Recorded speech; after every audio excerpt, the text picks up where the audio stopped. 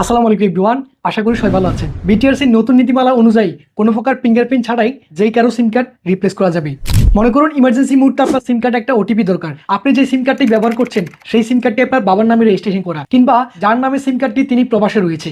এখন চাইলে আপনি কোনোভাবেই তার ফিঙ্গারপ্রিন্ট ছাড়াই সিম কার্ডটা রিপ্লেস করতে পারবেন না। সেই ক্ষেত্রে বিটিআরসির নতুন নীতিমালা অনুযায়ী এখন আপনি কোনো প্রকার ফিঙ্গারপ্রিন্ট ছাড়াই ওয়ারিশ সূত্রে যেই কারো সিম কার্ড রিপ্লেস করতে পারবেন। মনে করুন আপনি যে সিম কার্ডটি ব্যবহার করছেন সেই সিম কার্ডটির মালিক মারা গেছে কিংবা সেই প্রবাসে রয়েছে।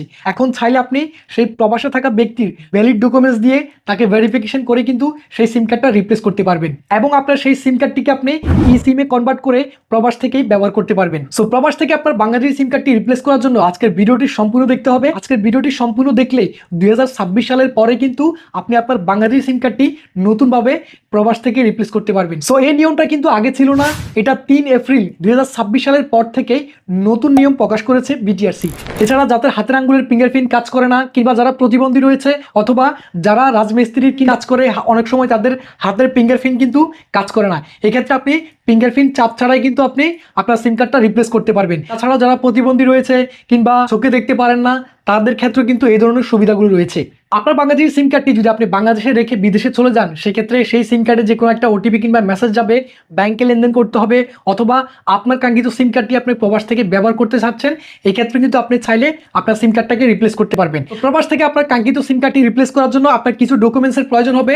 আপনার নাম্বার, পাসপোর্ট কপি এবং আপনার ভিসা কপির প্রয়োজন হবে, এবং আপনি ওই দেশে যে জায়গাতে কাজ করেন সেই জায়গার একটা ডকুমেন্টস লাগবে। আপনি যেই জায়গায়, যেমন ধরুন আপনি যদি কোনো দোকানে কাজ করেন কিংবা শপিং মলের কাজ করেন, সেই শপিং মলের কিংবা সেই দোকানের যে কোনো একটা ভ্যালিড ডকুমেন্টস লাগবে। এই ডকুমেন্টসগুলো নিয়ে আপনি আপনার পরিবারের যে কারোর মাধ্যমে সিম কার্ডটাকে রিপ্লেস করতে পারবেন। সো আপনার এই ডকুমেন্টসগুলো আপনার পরিবারের যে কাউকে আপনি ইমোতে বা হোয়াটসঅ্যাপে আপনি এই ডকুমেন্টসগুলো তাকে পাঠাবেন। সেই ব্যক্তি এই ডকুমেন্টসগুলোকে প্রিন্ট আউট করে বের করতে হবে। এরপর সেই ব্যক্তির এনআইডি কার্ড সহ কাস্টমার কেয়ারে গেলে আপনার কাঙ্ক্ষিত সিম কার্ডটি রিপ্লেস করতে পারবেন। তবে এই ক্ষেত্রে অবশ্যই আরও একটা ভেরিফিকেশনের প্রয়োজন হবে। কাস্টমার কেয়ার থেকে আপনাকে ভিডিও কলে দেখতে পারে, কাস্টমার কেয়ার থেকে আপনাকে ভিডিও কলে দেখে ভেরিফিকেশন কনফার্ম করেই কিন্তু সিম কার্ডটা রিপ্লেস করা যাবে। তবে আপনি যাকে দিয়ে সিম কার্ডটা রিপ্লেস করাবেন সেই ব্যক্তি আপনার পরিবারের যে কেউ হতে হবে। যেমন ধরুন আপনার বাবা, আপনার মা, আপনার ভাই কিংবা আপনার বোন, অথবা আপনার স্ত্রী কিংবা সন্তান হতে পারে।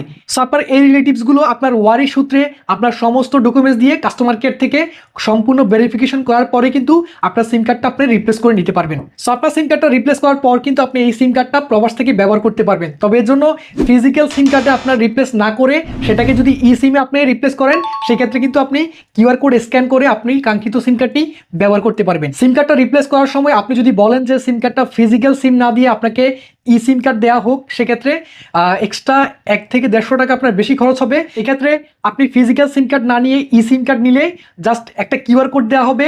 সেই কিউআর কোডটা আপনাকে ইমোতে বা হোয়াটসঅ্যাপে পাঠিয়ে দিলে আপনি অন্য মোবাইল থেকে সেটাকে স্ক্যান করে আপনার মোবাইলে ব্যবহার করতে পারবেন। তবে এক্ষেত্রে অবশ্যই আপনার মোবাইলটি ই সিম কার্ড সাপোর্টেড হতে হবে। আপনার মোবাইলটি যদি ই সিম কার্ড সাপোর্ট করে, সেক্ষেত্রে আপনার পরিবারের যে কারো মাধ্যমে আপনি আপনার সিম কার্ডটাকে ই সিম কার্ডে রিপ্লেস করে প্রবাস থেকে খুব সহজে ব্যবহার করতে পারবেন।